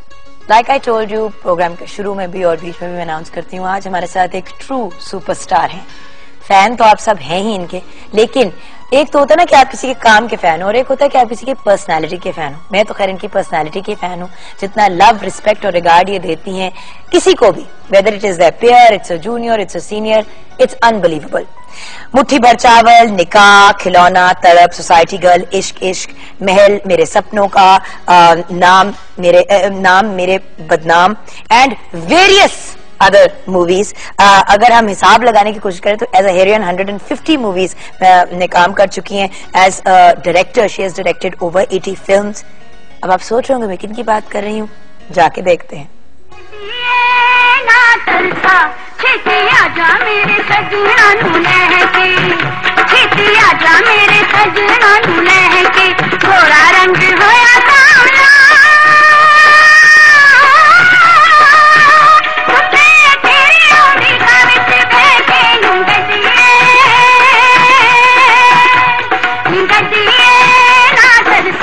संगीता एक ऐसी शख्सियत का नाम है जिसने बतौर हीरोइन, डायरेक्टर और प्रोड्यूसर अपनी सलाहियतों का लोहा मनवाया।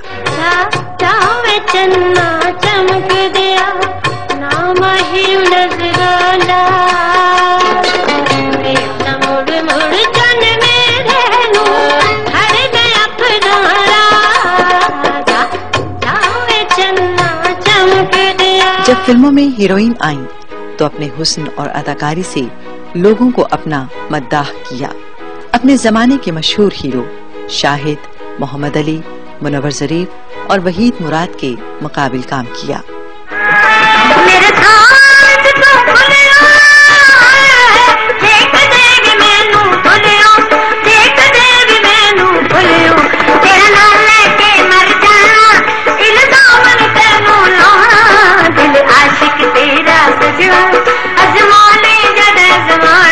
उन्होंने बतौर अदाकारा 150 फिल्मों में काम किया और डायरेक्टर के तौर पर उन्होंने 80 से ज़ायद फिल्में बनाई।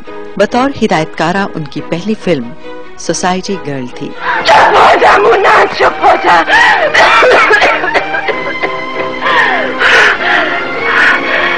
अखी, उसने तो मेरी बीमारी, तुम्हारी तालीम और घर में आई मुफलिसी की खातिर अपनी उमंग और जवानी का गला घोट दिया है। उसे कुछ मत कहो मुन्ना, कुछ मत कहो। आज तो प्यार में, आज तो प्यार में मर जाने खुशी चाहता है। तेरे कदमों में बिखर जाने खुशी चाहता है। जबकि उनकी दीगर फिल्मों में तड़प, खिलौना, मुट्ठी भर चावल, गुलाबो, निकाह, मेहंदी लगी मेरे हाथ, मियाँ बीवी राजी और कयामत शामिल हैं। उन्होंने फिल्म कंगन में बतौर चाइल्ड स्टार काम करके जो फन्नी सफर का आगाज किया वो आज भी जारी है। तेरे नाम जिंदे लिखदा जे तू मत्थे बाटे ना पावे। तेरे नाम जिंदे लिखदा जे तू मत्थे बाटे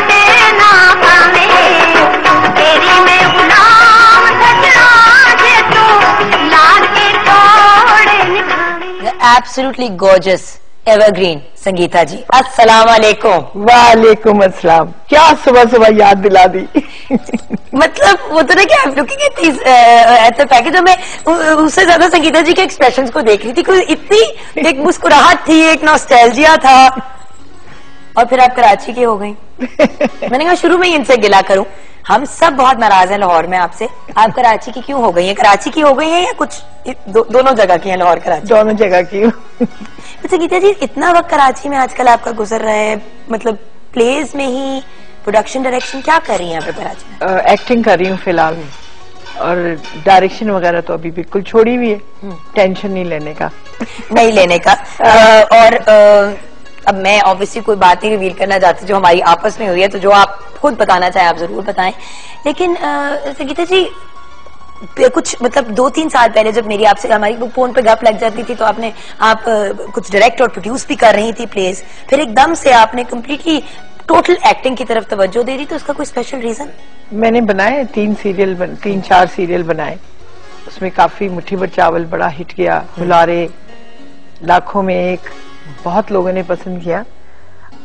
टेक्निक डायरेक्शन की तो चाहे टीवी हो चाहे फिल्म हो, वो तो एक ही होती है, और आर्टिस्टों का फर्क होता है खाली। लेकिन मेरे साथ ये शुक्र है कि टीवी के जितने भी स्टार थे, मैंने कुछ फिल्म के भी शामिल किए थे, उसमें बड़ा अच्छा काम किया।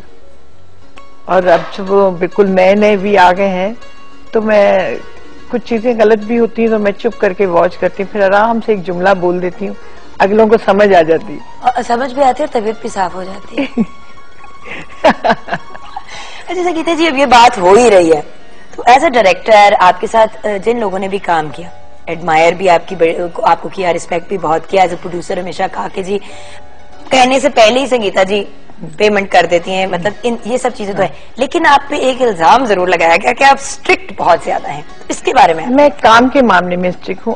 अगर 10 बजे का टाइम है तो एटलीस्ट आप 10:30 तक पहुंच जाए, क्योंकि मेकअप करते करते 11:30 तो होंगे, तो 12 बजे तो शॉट ले लेना चाहिए।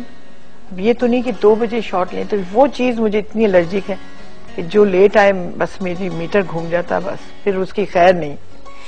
संगीता जी, बीइंग अ सुपरस्टार योरसेल्फ, देखिए खुद एक फिल्म स्टार हो के देन कैमरे के पीछे खड़ा होना कितना मुश्किल था आपके लिए?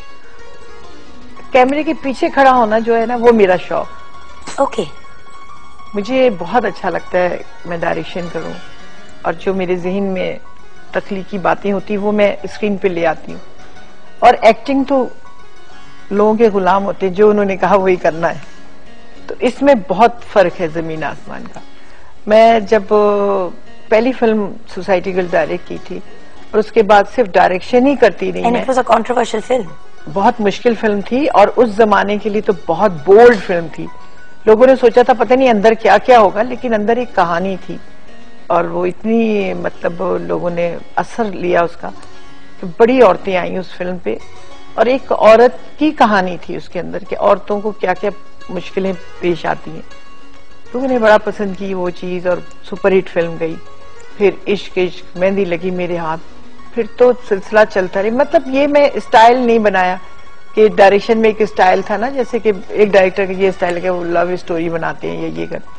मैंने हर तरह की फिल्म बनाई, उसमें एक्शन फिल्म भी थी, रोमांटिक भी थी, ड्रामाई भी थी, बहुत डिफरेंट। लेकिन आपका फेवरेट स्टाइल होता ना, एक जॉनरा होता है, जैसे कि अगर मुझे को कहे देखने में तो मुझे रोमांटिक कॉमेडी बड़ी पसंद है, तो आपको कौन सा जॉनरा सबसे ज्यादा पसंद है एज अ डायरेक्टर? मुझे रोमांटिक फिल्म पसंद है ज्यादा। और एक्टिंग के लिए अगर आप उस पर एक्टिंग करें? एक्टिंग के लिए रोमांटिक बिल्कुल मुझे पसंद नहीं है। अच्छा, एक्टिंग में कौन सी पसंद है? एक्टिंग में ड्रामाई। क्योंकि उसमें मार्जिन बड़ा होता है, बहुत मार्जिन होता है एक्टिंग का। बट मेरा जो सवाल था वो मोर सो ये था कि बीइंग अ सुपरस्टार योरसेल्फ, जब आप फिर एक स्टार के साथ डील कर रही होती है, अब आपको पता दिमाग में क्या फिल्म चल रही होती है जब एक बंदा काम कर रहा होता है, मतलब जो आर्टिस्ट होते हैं उनके अपने ही नखरे होते हैं और कभी कभी बिला वजह के होते हैं, तो आपको डीलिंग में मसला नहीं होता था कि भाई मुझे नखरा दिखा रहे हो, I am a star my self, तो उस वक्त आप क्या करती थी? मैं मतलब बहुत सख्त थी इस मामले में। आप इससे अंदाजा लगा सकते हैं कि एक दफा मैं और मेरी बहन काम कर रहे थे, फिल्म थी नाम मेरा बदनाम, तो वो तो बेचारी लगी हुई थी काम में। अम्मी नहीं कहीं कहती है भाई 6 बज गए, हम तो इससे ज्यादा काम नहीं कर सकते। मुझे इतना गुस्सा चढ़ा, मैं माँ को तो कुछ नहीं कह सकती थी। मैंने पैकअप करा दिया और ड्रामाई सीन था, आधे में ही पैकअप करा दिया। पैकअप हो गई और मैं फ्लैट के पीछे ना जैसे ऐसे सेट लगा तो उसके पीछे जाके खूब रोई कि मेरा एक काम जो था वो खराब हो गया। फिर वो दूसरे दिन आई, मैंने वो 10 दफा ग्लिसरीन लगवाई ताकि वही पोजीशन फेस की हो। ये ना हो कि ये एक शॉट में बहुत रोना धोना और नेक्स्ट में बिल्कुल फ्रेश लगे। तो इसका मतलब मैं अपनी बहन के लिए इतनी सख्त थी, तो बाकी आर्टिस्टों के लिए तो मैं बहुत ही ज्यादा सख्त थी। अच्छा, अगर बहनों की बात हो रही है तो माशाल्लाह 2 बहनें हैं, आजकल उनकी क्या मसरूफियात है ना पूछिए, आपसे ही पता चलता है उनका क्या करें। ना पूछिए, मैं सोच नहीं सकती थी कि मेरी बहन ने क्या किया। पेंटिंग, और किस तरह हाथों से, उंगलियों से पेंटिंग। इतनी जबरदस्त पेंटर है, मैंने उसकी तस्वीरें देखी, मैं तो परेशान हो गई। मैंने कहा ये तुम मतलब सारी जिंदगी मैं इस प्रोफेशन में हूं और इसी में ही रहूंगी और मैं कुछ नहीं सोच सकती। मैंने कहा तुम एक्टिंग करके एकदम से कहां चली गई हो? कहती बस मेरा जहन इस तरफ आया, और वो एक बाकायदा उसने अपार्टमेंट लिया सिर्फ पेंटिंग के लिए, और इतनी बड़ी बड़ी पेंटिंग स्टूलों पे खड़े हो के 2 उंगलियों से बनाती हो, वुमेन सारी। वाओ, इतनी जबरदस्त है कि मैंने कहा ये तुम्हारा फन है, इसको अवाम में लेकर आओ। और मैं इंशाल्लाह उसकी सारी पेंटिंग्स की बहुत बड़ी एग्जीबिशन करूंगी यहाँ इंशाल्लाह, और खींच के ला रही हूँ मैं उसे। बट वही वाली बात है ना कि एक आर्टिस्टिक अगर आपको मिल वही ना, उसको छुपाना क्यों, दुनिया में दिखाओ कि क्या कर रही है। तो बहुत, और इंशाल्लाह आपको भी इनवाइट करूंगी, आप आना देखना कि एक आर्टिस्ट के अंदर मतलब एक आर्टिस्ट कहाँ कहाँ मूव कर जाता है, और वो कोई शायर बन जाता है, कोई कुछ बन जाता है। मैं तो वही रही, लेकिन मेरी बहन माशाल्लाह acting, directing, producing is very different work, तीनों बहुत फर्क है। संगीता जी आप भी वही, मतलब आपने भी 3 प्रोफेशंस का ही वो किया ना? अच्छा, आपका एक और भी प्रोफेशन है, वो as a mother, as a family person, क्योंकि आपने अपनी फैमिली को हमेशा बहुत इंपॉर्टेंस दी, इश्क है आपको अपनी बहनों से, अपनी औलाद से। तो बच्चे क्यों नहीं इस तरफ आए? बड़ी ऑड सी एक बात है, लोग एक्सपेक्ट कर रहे थे। असल में मेरी 3 बेटियां थी, और उसमें से एक बेटी को था मॉडलिंग का बहुत शौक। तो मतलब आज से 8-9 साल पहले ये पोजीशन नहीं थी जो आज है माशरे में।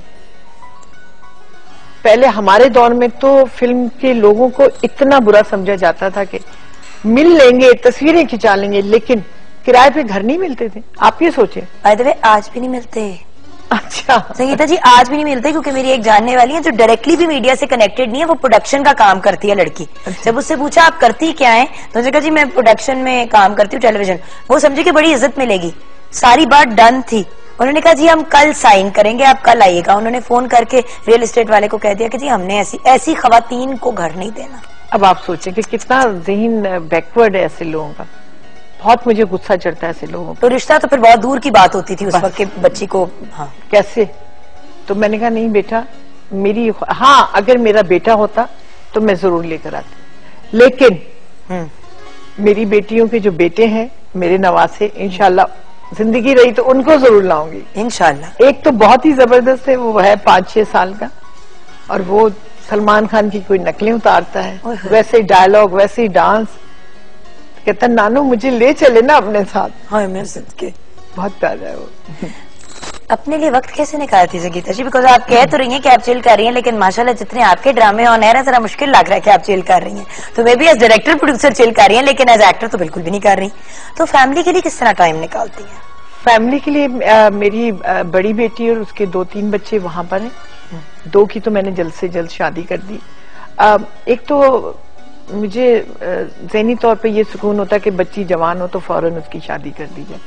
मतलब पढ़ाना लिखाना फिर उनकी जॉबें, ये मैं बिल्कुल, मुझे बर्दाश्त नहीं है ये चीज। हाँ लेकिन लाइफ में कभी भी कुछ भी हो सकता है। आजकल तो यही स्कूल ऑफ थॉट है ना कि पढ़ा लो लिखा लो फिर शादी कर दो। बस उतना पढ़ लो कि जो आप अपना सब, क्योंकि शादी के बाद घर संभालना, बच्चे पैदा करना औरत का यही काम है। और जो माहौल चल रहा है बहुत खराब चल रहा है, लड़कियां खराब हो जाती हैं अकेले रह के, और फिर जो शादी की जब निकल जाए, मतलब मेरा है कि 17-18 में शादी कर जब वो बहुत ज्यादा पढ़ लिख जाती हैं फिर वो अपनी मनमानी करती हैं और वो कहती हैं हमने अपनी पसंद से शादी करनी है, और वो शादियां अक्सर नाकाम होती हैं। सही। अच्छा, एक कॉलर आपके लिए कॉल करिए, फरजाना इनका नाम है, आपकी बहुत बड़ी फैन है। अस्सलाम वालेकुम। वालेकुम अस्सलाम, कैसी हैं जुगन आप? शुक्र अल्हम्दुलिल्लाह, आप कैसी हैं? अल्लाह का शुक्र, बहुत दिनों के बाद बात हो रही है, और आज तो आपने जो चांद का टुकड़ा अपने सामने बिठाया हुआ है, ये तो हमारी, मैं कह सकती हूँ हमारी जान है। Thank you. तो आप क्या बात करना चाहेंगी आज फरजाना जी इनसे ऑन एयर? मेरी बहुत बड़ी ख्वाहिश थी जुगन, आपसे तो खैर बात हो गई, मैं अपने आप को खुशकिस्मत समझती हूँ, लेकिन मेरी बहुत ज्यादा ख्वाहिश थी कि मैं संगीता जी से कभी बात करूं, और अल्लाह ताला ने आज मेरी ये दुआ कबूल की है, और मैं अपने आप को बहुत फख्र महसूस कर रही हूँ कि मैं आपके साथ बात करूं। प्लीज आप बात कीजिए मेरे साथ। जी जी। आपको जब मैंने, बिल्कुल आप जवान और खूबसूरत अभी भी हैं, लेकिन जब आप बहुत छोटी उम्र में थी, जब आप फिल्मों में आई, मैंने आपकी पुरानी मूवीज भी देखी, इतना खूबसूरत हुस्न मेरा ख्याल है कि शायद ही पूरी इंडस्ट्री में किसी के पास होगा जो आपके पास था। थैंक यू यार। और उसके लिए मैं थोड़ा सा ना आपके लिए कुछ एक चीज गुनगुनाना चाहती हूँ। जी जरूर, प्लीज। दिल में समा गए सजन, फूल खिले चमन चमन, प्यार भी मुस्कुरा दिया, मस्ती भरी हवा चली, खिलने लगी कली कली, तुमसे मुझे मिला दिया, दिल में समा गए सजन। ये आपके लिए। माशाल्लाह, बहुत अच्छी आपकी आवाज है और बड़ी मीठी आवाज है। बहुत शुक्रिया। थैंक यू, थैंक यू जी Jugan, thank you so much. और मैं आपको जरूर कॉल करूंगी और मैं आपकी शो में जरूर शामिल होंगी। आपने हमारी बहुत ही प्यारी सी संगीता जी को कॉल कर लिया, तो ये तो मेरे लिए बहुत बड़ा ऑनर है। Thank you so much. बहुत शुक्रिया, थैंक यू सो मच। अच्छा, एक बात जो एक्चुअली जब हमने रिवील भी किया था कि हम आपको प्रोग्राम पे बुलाएंगे, तो फेसबुक पे ये सवाल बहुत ज्यादा आया कि आपके लिए फिल्म वर्सेस टीवी का एक्सपीरियंस कैसा रहा है, क्योंकि एक बड़ी स्क्रीन है, एक छोटी, और इतनी बड़ी स्क्रीन से जब हम छोटी स्क्रीन पे काम करते हैं तो थोड़े एक्सपीरियंसेस पे फर्क होता है। वो हम आपके साथ व्यूअर्स के साथ शेयर करेंगे ब्रेक के बाद। एंड ऑफ कोर्स ये भी जानना बहुत जरूरी है कि why Sangeeta ji not directing and producing a film right now, या कर रही हैं, क्योंकि जब लास्ट टाइम आई थी तो उन्होंने रिवील किया था कि वो करेंगी जरूर। तो प्लान क्या है ये जानेंगे हम ब्रेक के बाद।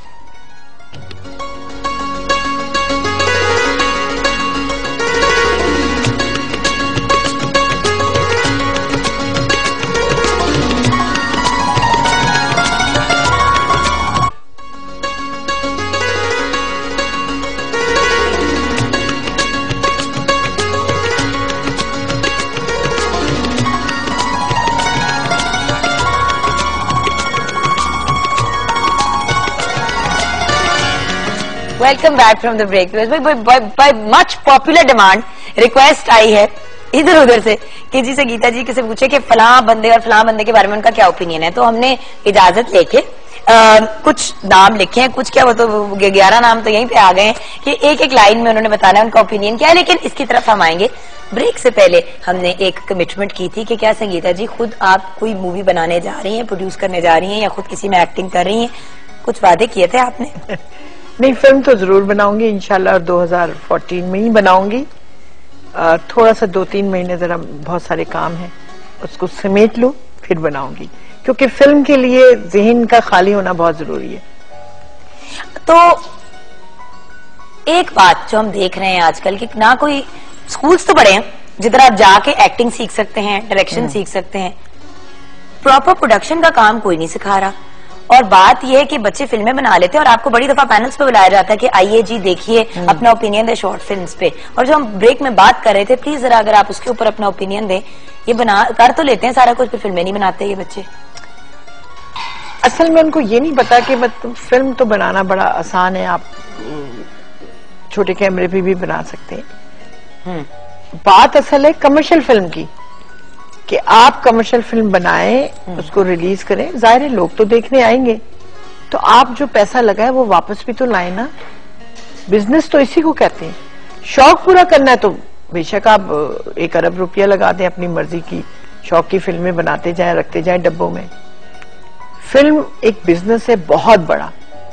कई लोगों ने 60 लाख की फिल्म बनाई है, करोड़ों रुपए कमाए माशाल्लाह। मसलन जैसे चूड़ियां, 60 लाख की फिल्म बनी थी उस जमाने में, पता नहीं कितने करोड़ आए लोगों ने, बहुत। और वो वाइड फिल्म थी, first run, second run, third run, जब भी लगती थी लोग, गांव से लोग आते थे। बहुत सारी ऐसी फिल्में हैं जिसमें आर्टिस्टों को लोग समझते थे कि यही कैरेक्टर है।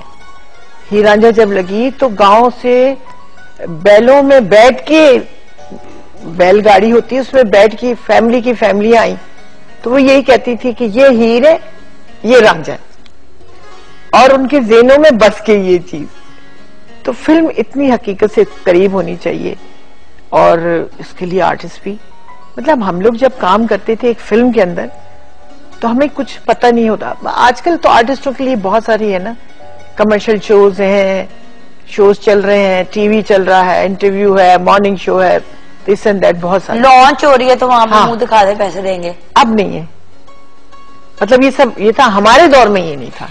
आपकी नजर में फिल्म स्टार है कौन? बिकॉज देखिए, you are a true star, you done 80 as a अ हीरोइन, you produced मतलब you directed 80, you've acted in 150।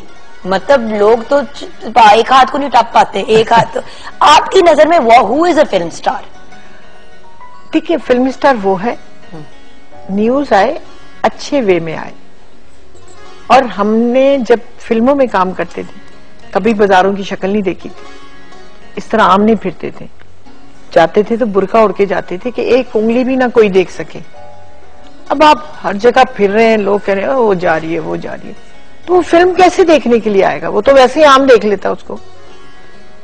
Film star एक बहुत बड़ी चीज है हमारे लिए। लोग तरसते थे कि एक झलक नजर आ जाए कहीं। स्टूडियोज के बाहर लाइनों में लाइनें लगी होती थी स्टूडियो में, तो हम लोग बुर्का पहन के गाड़ी में अंदर जाते थे और बुर्का पहन के आते थे, और वो उतरसे ही रहते थे, और फिर वो और ज्यादा सिनेमा घर में एक वो उधम मचता था। अभी देखिए ना कि पैसे मिल के आर्टिस्ट को वो शादी पे भी जाके खड़ा हो गया जी कि हम शादी वाले हैं। कि हम लोगों में ये लालच नहीं थी ना, उस जमाने में चीजें भी थी नहीं थी। अब तो हर जगह वो आर्टिस्ट नजर आ रहा है, मतलब इतना ओवर वो नजर आ जाता है कि लोग थक जाते हैं उसको देख देख के। सही। अच्छा संगीता जी, अब नाम लूंगी मैं, और बहुत से नाम है, क्योंकि आपका ओपिनियन मैटर भी सबको करता है। और किसी ने कुछ लिखा हुआ है कि जी हमें मीरा जी के बारे में बताएं, तो हमें रैम्बो यानी कि अफजल के बारे में बताएं, तो बाबर के, तो हम एक एक करके नाम, एक एक नाम लूंगी और आप उसकी एक लाइन में जवाब दीजिएगा। मीरा। इसके लिए तो क्या मैं कुछ भी नहीं कह सकती। बहुत, मैं भी कुछ नहीं कह सकती। रीमा जी। मिलनसार। मिलनसार। वीना। वीना के साथ बहुत कम काम किया। अच्छा। सना। सना बहुत अच्छी है। Resham. Good artist. Good artist. Laila ji. अच्छी, फ्रेंडली है। शान। हाय यानी के अच्छा अच्छा। मोमराना। बहुत अच्छा है, आर्टिस्ट बहुत अच्छा है। Babar Ali. Super, wonderful personality. और अगले का भी खैर पर्सनालिटी बड़ी अमेजिंग है, रैम्बो अफजल। ओहो, सब कुछ कर सकता है ये, एनीथिंग ना, एनीथिंग। जिस चीज को करते वो, जो मॉडलिंग कर रहे, जो एक्टिंग कर रहे, हर चीज। नूर। बहुत अच्छी आर्टिस्ट, अपने आप को जाया कर लिया। ये क्यों आपने कहा? हाँ। अच्छा चले। खुशबू। हसीन औरत। हसीन है ना, हसीन औरत। अरबाज। बहुत अच्छा हीरो है वो, गुड लुकिंग। और सबसे अच्छी बात मुझे उसकी लगती कि वो 5 वक्त नमाज पढ़ता है। मैं ये कहने लगी थी, इंसान बहुत अच्छे हैं। हाँ। He's a good human being। मदिया Shah. मदिया Shah ने मेरे साथ काम किया है और अभी भी उसी तरह ही मिलती है। She's a very चिल रहती है। She's a loving person, chill सुकून बंदा है। अच्छा, ज़ारा शेख, क्योंकि आजकल बहुत ज्यादा लोग ये कह रहे हैं कि किधर गई, मतलब because Zara did very little work, but then मतलब नाम एकदम से आया और फिर ज़ारा ने मेरी एक फिल्म में भी काम किया, लेकिन मुझे ये लगा कि जैसे वो समझती है कि मुझे सब कुछ आ गया, एक फिल्म में करने से सब कुछ नहीं आता। मैंने 150 फिल्म में काम किया और मुझे लगता है अभी भी कमी है, अभी भी कुछ करना है मैंने। The greatest wisdom is in knowing that you know nothing at all. अच्छा, सारा लोरेन जो मोनालिसा भी रह चुकी हैं और ओरिजिनली भी उनका कुछ और नाम है, तो सारा लोरेन के बारे में आप कहेंगी, क्योंकि यहाँ से वहां चली गई। बहुत स्ट्रगल की उसने और वो डिजर्व करती थी, अच्छा काम कर रही। अच्छा, अली जफर बहुत अच्छा है फिल्मों में जिस तरह वो काम कर रहा है, मैं हैरान होती हूँ कि सिंगर होके वो इतनी अच्छी कॉमेडी करता है। नहीं, धड़ाधड़ मूवीज भी गा रहा है माशाल्लाह, सिंगिंग। अब लोग ये शिकायत करें कि सिंगिंग थोड़ी सी और करनी चाहिए उनको। अच्छा, निर्मा। निर्मा तो बहुत छोटी है अभी, मैं 5-6 साल की होगी वो। आई थिंक इस पे हमें रुक जाना चाहिए इनसे पहले कि हम किसी को नाराज करें। अच्छा, सायमा जी। सायमा सोबर और बहुत प्यार वाली है, बिल्कुल भी एरोगेंस नहीं है। मुझे उनकी जो सबसे अच्छी बात लगती है वो ये लगती है कि बात कोई भी कहे ना कि तुम्हारी वो बुराई कर रहा था, वो चुप मुस्कुरा के रह जाती है। मुझे इतनी अच्छी लगती है इस बात पे।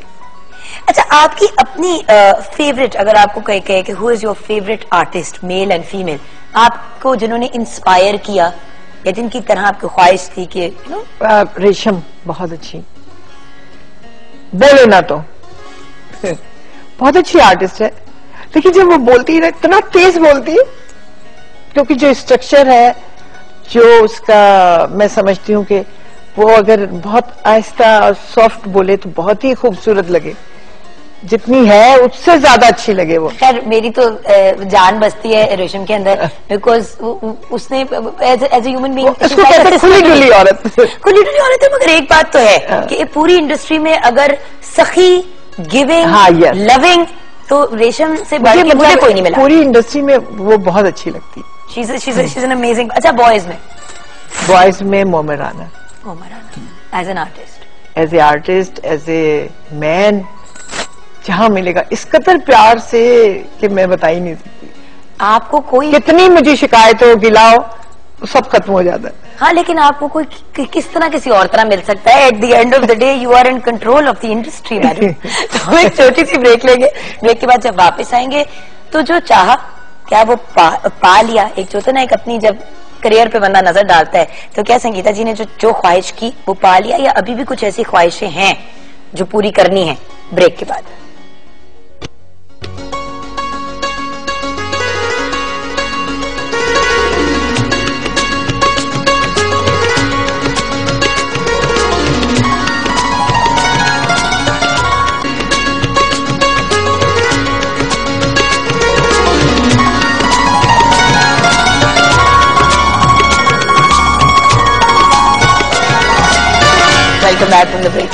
संगीता जी के साथ तो बहुत मजे की गपशप लग रही है, और ऑफ कोर्स हमारी जो गॉसिप भी होती है, जो हमने कैचअप करना होता है आपस में, वो तो हमने कर लिया ब्रेक में। अभी बहुत सी बातें बाकी, मगर जल्दी से हम किचन में नजर डाल देते हैं, क्योंकि स्नैक्स के साथ गॉसिप का ज्यादा मजा आता है। जुगन, सब कुछ रेडी हो चुका है, बल्कि कुछ सैंडविचेस मैं रेडी कर ही रही हूँ, मगर हमारे जो प्लेटर हैं वो मैंने डिश आउट कर दिए हैं, क्लब सैंडविचेस विद कोल्स्लो। उसके बाद हमारे जो चिकन एंड पोटैटो कटलेट्स हैं वो भी रेडी हो चुके हैं। Wonderful, thank you. फिर हम आएंगे आपके पास आफ्टर द प्रोग्राम।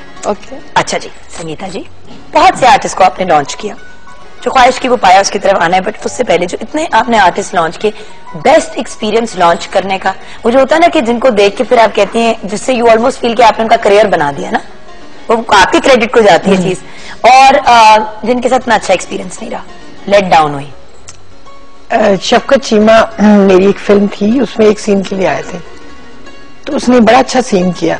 तो मैंने मेरा विलन का एक रोल था बहुत जबरदस्त, और मेन विलन वो था, तो उसने काम अच्छा किया। मैंने कहा अच्छा, मैं कहा तुम इधर आओ, मैं इसको ये कपड़े पहना, आओ ये सीन करो।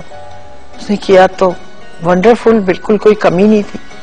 तो वो सीन रिटेक कर दिया जो एक सीन वाला था, और उसको मेन विलन तेजाब फिल्म में लाई। वो फिल्म हिट गई और उसमें वो हिट हो गया। और नेक्स्ट फिल्म मैंने जावेद शेख के साथ दे दी विलन की। वो फिर तो मुझे खुशी होती, क्योंकि वो आर्टिस्ट बहुत अच्छा है, बहुत अच्छा काम। अपॉर्चुनिटी चाहिए थी सिर्फ उसको, सिर्फ ये था कि कोई लाने वाला चाहिए था। अच्छा, कोई ऐसा बंदा जिसको लॉन्च किया और आप फील करती हैं कि उन्होंने अपने पोटेंशियल को नहीं रीच किया? वो तो ना कि आप किसी को लॉन्च करते हैं सोच के कि ये तो this will be the next superstar of Pakistan, और फिर वो हो ना पाए। कुछ है, बहुत सारे ऐसे, मैं नाम नहीं लूंगी, बड़ी मेहनत की मैंने उन पे, लेकिन नहीं, वो पहली फिल्म तक तो बड़ा इंटरेस्ट था, उसके बाद पता नहीं कहाँ चला गया इंटरेस्ट। तो ये तो काम है कि आप सारी जिंदगी भी काम करें, और अगर आपका जहां आप इंटरेस्ट लूज हुआ, खत्म, फिनिश। अच्छा, लाइफ का कोई नाकाबिल फरामोश वाकया कोई ऐसा, क्योंकि हम आज बात करें लाइफ के जो एक्सपीरियंसेस जो बहुत अच्छे गुजरे हों, तो आप कोई शेयर करेंगे हमारे साथ आज? अच्छा, बुरा एक बड़ा गुजरा था। मेरी बेटी सेकंड 7 मंथ में पैदा हो गई थी, तो वो मशीन में थी, हफ्ता मशीन में रही, बहुत ही छोटी, इतनी सी थी, हमें बल्कि कुछ भी नहीं थी। हम उसको लेके घर आ गए, उसके बाद दूध फीडर में पिलाया, पिला के मैं जरा इधर हुई हूँ तो उसने वॉमिटिंग की, वो सारा दूध चला गया फेफड़ों में, और उसकी सांस एक अटक रही थी ऐसे। मेरे स्टिचेस लगे हुए थे, और जिस तरह मैं भागी हूं उसे लेके केवली ग्राउंड से सर्विसेज हॉस्पिटल तक, और 3 मंजिल सीढ़ियां जो है, मुझे नहीं याद कि मैंने तोड़ के चढ़ी थी बस, और टांगे लगे 7 दिन ही हुए थे। मैं भाग के गई हूँ, और वो 1 महीना फिर हॉस्पिटल में रही है। डॉक्टर ने कहा दुआ करें, बहुत मुश्किल है। और मेरे तो मतलब 1 हफ्ते की बच्ची बर्दाश्त ही ना हो, मैं तो वहीं कुर्सी पे ही बैठ गई। मैं कहा मैं तो जाने ही नहीं यहाँ से। शुक्र है वो फिर बच गई, अल्हम्दुलिल्लाह। और उससे मुझे बहुत प्यार, माशाल्लाह। बट वही वाली बात होती है ना, कुछ ऐसे इंसिडेंट्स होते हैं, जैसे कि अभी हमारे साथ महजबी ने भी यही शेयर किया कि उनका जो बेटा था बड़ा फर्स्ट बॉर्न, उनका कुछ पता नहीं था कि अगर सर्वाइव करेगा कि नहीं, और वो जब फाइनली आउट ऑफ डेंजर हुआ, और जब आपको डॉक्टर ने पहली दफा कहा कि she is out of danger, तो क्या फीलिंग्स थी? बहुत बहुत ज्यादा। अच्छा, अब 3 बेटियां, तीनों बेटियों को आपने डिस्क्राइब करना है हमें, क्योंकि हमें तो आप मिलाती नहीं है सारों को, मतलब तो हमने सोचा कि आपसे ही सुन ले। तीनों बेटियों को आपने इसी तरह एक लाइन में डिस्क्राइब करा, पहली से शुरू कर। बड़ी बेटी जो है वो बहुत सिंपल और सादी है, वो आज तक मम्मा जो आप कहेंगी वो आज तक मेरे कहने पे ही चलती है। अच्छा, मेरे ख्याल में एक कमरे से निकल के वो दूसरे कमरे में गई है, और फिर वापस मेरे पास ही रहती है वो। माशाल्लाह उसके 5 बच्चे, माशाल्लाह। हाँ, 2 बेटियों की शादी कर दी जल्दी जल्दी। तो बेटा उसका बहुत खूबसूरत है, बहुत ही प्यारा है, उसको इंशाल्लाह ताला मैं हीरो लाऊंगी। और दूसरी बेटी ये जो 7 मंथ की थी, सतमाई जिसको कहते हैं, उसकी 1 बेटी है और 3 बेटे हैं माशाल्लाह से। माशाल्लाह, पागल हुई भी आजकल बच्चों को हैंडल करके। अम्मी मैं थक गई हूँ, अम्मी मैं थक गई हूँ। अच्छा, मैं कहा बेटे थोड़े दिनों की बात है, मुश्किलें मैंने कहा सब पे आती हूँ, बड़े हो जाएंगे। और छोटी जो है वो तो मेरा पूरा घर संभालती थी, उसको हमने नाम रखा ये शेख साहब है। हद दर्जा कंजूस, और एक एक पैसा लिखती है, फकीर को भी 10 रुपए देती है, वो भी लिखती है कि मेरे पैसे इधर से उधर कोई ना हो। यानी कि कोई फाइनली आ गया आपके फाइनेंस संभालने के लिए। तो जब वो आती है ना मेरे पास, माशाल्लाह उसकी 1 बेटी है, तो जब वो आती है मैं पर्स उसको दे देती हूँ, मैं कह भाई जो खर्चा करो भाई, तो और सारे नौकर तीर की तरह सीधे हो जाते। हर कैपेसिटी का एक बच्चा है। बच्चा है। Looking back at your career, और माशाल्लाह अभी आगे भी बहुत है, लेकिन ये अभी तक इधर से लुकिंग बैक, क्या जो आपने ख्वाहिश की, जो चाहा वो पाया? मतलब 150 फिल्म्स, 80 फिल्म्स, वो मतलब हजारों ख्वाहिशें ऐसी कि हर ख्वाहिश पे दम निकले, बहुत निकले मेरे अरमान, फिर भी कम निकले। वाह वाह। बट कोई ऐसी चीज जो करनी है, बस करनी है? मैं मतलब अपने पाकिस्तानी, चाहे वो दुनिया में किसी हिस्से में, वो सब तो मुझे जानते हैं। मेरी ख्वाहिश थी कि मैं कोई ऐसा अवार्ड लूं जो सारी दुनिया देखती हो और कहे कि हाँ ऑस्कर। यस, इंशाल्लाह। मैं ट्रैवल करती हूँ बाहर, मैं उसके लिए ऑस्कर, मैं उसके लिए एक फिल्म स्पेशल बनाऊंगी इंशाल्लाह, और भेजूंगी। मुझे ले लीजिएगा। मेरी रिक्वेस्ट कर देती हूँ। Sangeeta ji, thank you so much for being on our programme. अपनी हेल्थ का ख्याल रखा करें, हम सब आपको बहुत प्यार करते हैं। और ये मैं आपको बाकायदा ऐसी उंगली को, होता है ना बड़ों के सामने उंगली, मैं बाकायदा ऐसी उंगली आपके सामने करके कह रही हूँ। और ये सारे व्यूअर्स, मेरी और सारी इंडस्ट्री की आपसे डिमांड, रिक्वेस्ट और इल्तिजा है, please take care of yourself. We love you. Thank you so much. Thank you so much Mahjabeen. Thank you Jugan. और अब हम जा रहे हैं, बहुत सी दुआओं और बहुत से प्यार संगीता जी को देते देते और हमेशा देते रहेंगे। She is a superstar in our hearts forever. अपना ख्याल रखिएगा, अपने से ज्यादा दूसरों का। पाकिस्तान जिंदाबाद।